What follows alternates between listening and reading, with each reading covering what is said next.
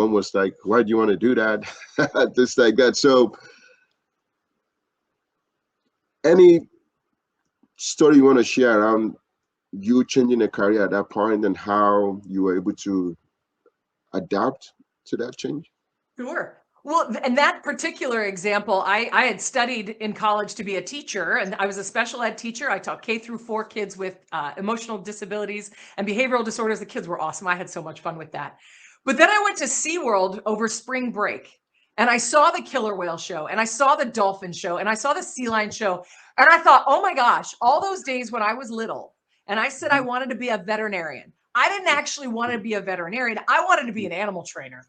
And so I went back home after that spring break and I started researching, what do I need to be an animal trainer? And so when I decided I might want to make this change, Mm-hmm. I started taking little steps towards it.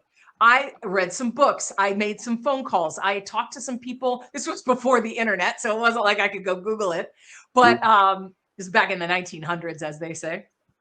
But I started just taking steps and investigating and trying to figure some things out. Then I started volunteering just 1 day a week at the aquarium. I lived in Boston at the time. So I started volunteering. I was just kind of getting a taste of it and seeing what it was like. I didn't go all in. And this is one of the things that we can do when we want to make a big personal change is to say, okay, how can I just dip a toe? Dip a toe.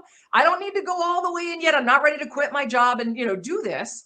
But how can we start to take little steps to see, A, if this is where we want to go, and B, to start the momentum towards it.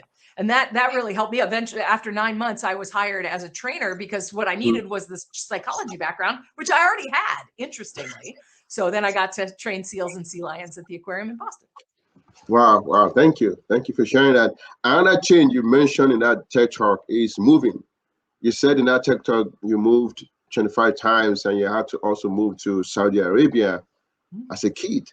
How was the experience? How was the change?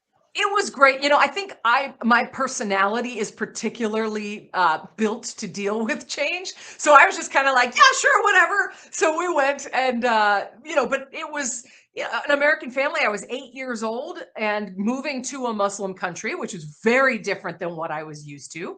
There were different cultures, different customs that we had to be very, very respectful of. And of course, different food and different, friends. And I went to an international school. So there were kids from all over the world there. And, I think it was, and I keep telling a friend of mine literally just moved to Amsterdam last week.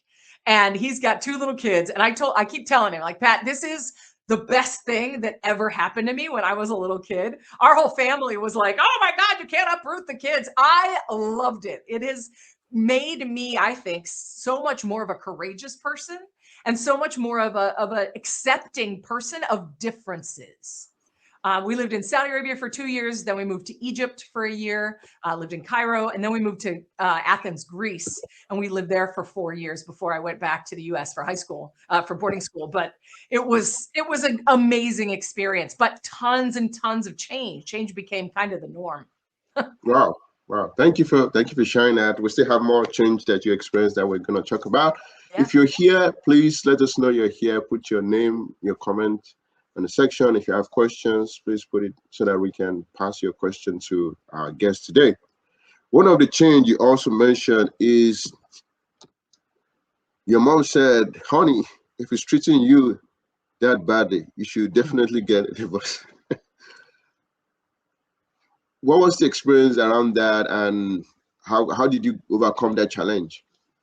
Yeah, it was an interesting, I was in a relationship and it wasn't physically abusive, but it was emotionally and verbally abusive. Mhm. And as a strong, independent American woman, I feel like I would never be in that type of situation. Like I'd know it, I'd see it. This is not what this is. And then the day I realized, 2 years into the marriage, was the day I realized what was actually happening. And it was and this happens with change a lot because we have certain beliefs and certain judgments about things, ourselves or others or whatever, where we block the possibility block the reality, where we're not willing to admit that we're financially in trouble or that we're in an abusive marriage, or that we have a way out from a job that's toxic, right? So it took me a while to realize, oh, this is a really bad situation, because I had empathy, because I had emotional intelligence, because I wanted to be a good wife, and I understood the challenges he had had in his life that would lead to him treating me like this sometimes. Mhm. And so and this is in my keynote on change. I talk about problem, plan, punch it, which are in the white book that you have. Yep. And in problem, part of punch it, Margaret. That's a good one. Part of the part of the recognition that there is a change, that there's a problem in change, is recognizing your own problem. And for the first 2 years of that marriage, I was recognizing his problems that were leading to my feelings of, being dejected and all of the bad feelings I was having. But I didn't look at myself and say, what's my problem here? And once I recognized, this feels awful, I am exhausted, this feels terrible, I don't feel loved, this is not what a marriage is supposed to be like.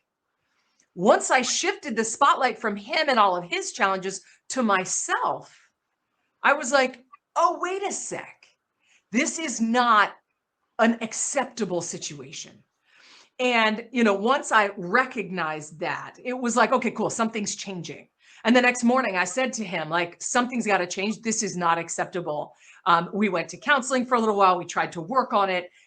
Unfortunately, we weren't able to work it out. He was not willing to work on his stuff.